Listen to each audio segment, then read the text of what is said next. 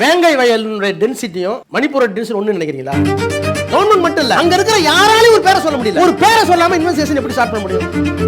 Governor உட்கார்ந்திருக்கான், police இருக்குது, ஒண்ணுமே வெளியே வரல, ஆயுத பாதுகாப்போட கொண்டு போய் விடுறான். என்னை பொது தொகுதியில் நிற்க சொன்னாரா இல்லையா கலைஞர்? அவங்களுக்கு ஏதாவது உதவி பண்ணலாமா? நம்ம முன்னோர்கள் அங்கதானே கஷ்டப்பட்டாங்க. உண்மையா சார்? மணிப்பூருக்கு ஏன் பிரதமர் போலன்னு இங்கேருந்து சமூக நீதி கேள்வி எழுப்புறோம். ஆனால் இங்கே இருக்க வேங்கை வேலுக்கு ஏன் முதல்வர் போகலைன்னு சொல்லி இது சமூக அநீதி இல்லையா? அது இல்லை, வேங்கை வயலுடைய டென்சிட்டியும் மணிப்பூரோட டென்சிட்டி ஒன்று நினைக்கிறீங்களா? எல்லாமே அநீதி தானே சார்? இருங்க. அதாவது பிளட் கேன்சர் வந்தாலும் ஒரே டேப்லெட்டு, தலைவலி வந்தாலும் ஒரே டேப்லெட்டா? நல்ல கேள்வி. We exhausted all means scientifically. அங்கே யார் கலந்ததுன்னு ரெண்டு தேரி இருக்கு. இன்னொரு ஜாதியா அந்த ஜாதிக்குள்ள போட்டிக்காரனான்னு.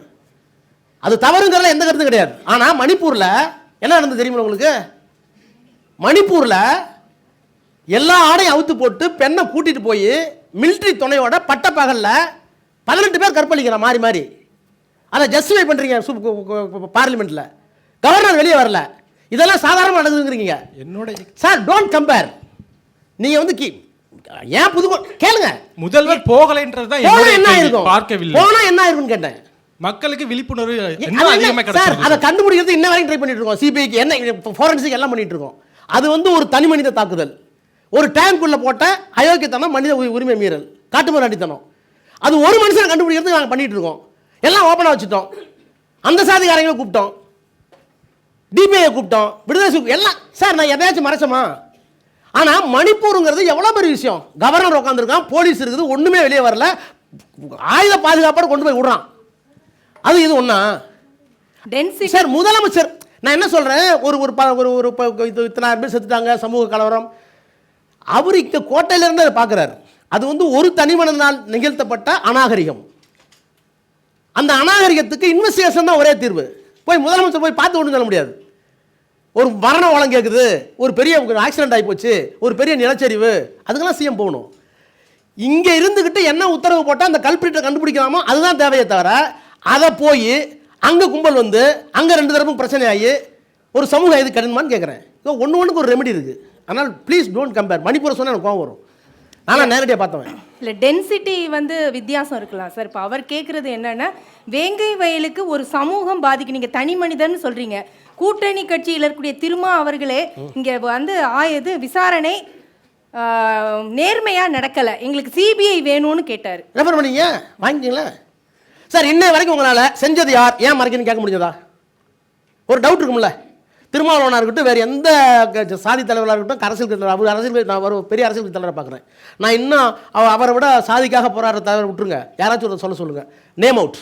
அதை செய்தது ராஜான்னு சொல்லு, ராஜா விசாரிப்போம். அதை செஞ்சது காமராஜன் சொல்லு.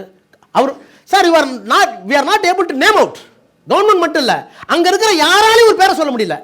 ஒரு பேரை சொல்லாமல் இன்வெஸ்டிகேஷன் எப்படி ஸ்டார்ட் பண்ண முடியும்? Please tell me. The investigation has to be started, ball has to put into motion, provided you should identify the ball. அங்கதான் பிரச்சனை இருக்கு. அப்பதான் பிரச்சனை வருது, அவங்களுக்குள்ளே பண்ணிட்டாங்களா போட்டியில், அப்படின்னு ஒரு தேரி ஓடுது. But let it be open.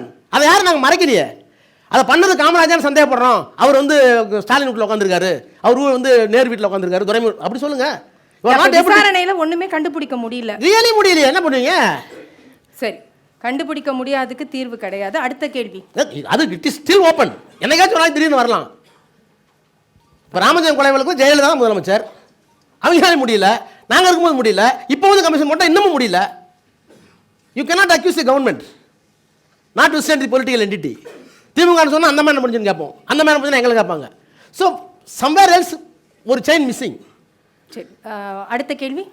என் பேர் சிபிகண்ணன். இப்போ ஒரு தொகுதியில் வேட்பாளர் நிப்பாட்டுறோன்னா அந்த தொகுதியில் அந்த வேட்பாளர் எந்த சமுதாயத்தை சேர்ந்தவர், எந்த பின்புலத்தில் இருக்காரு, அவருக்கு வந்து ஃபேஸ் வேல்யூ இருக்கா இல்லையா, அதை பேஸ் பண்ணி தான் நிப்பாட்டுறாங்க.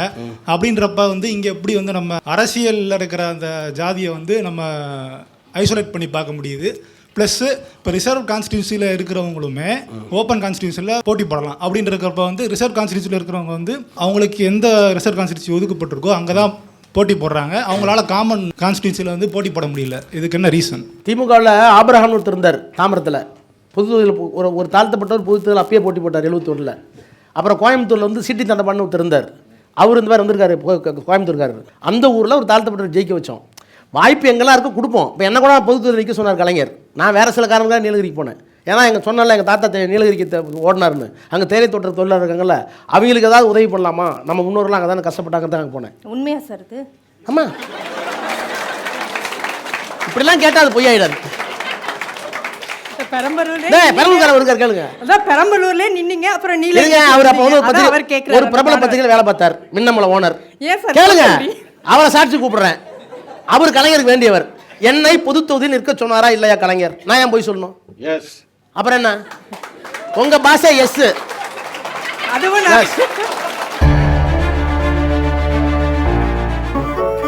மின்னம்பலம்.com தமிழின் முதல் மொபைல் பத்திரிகை.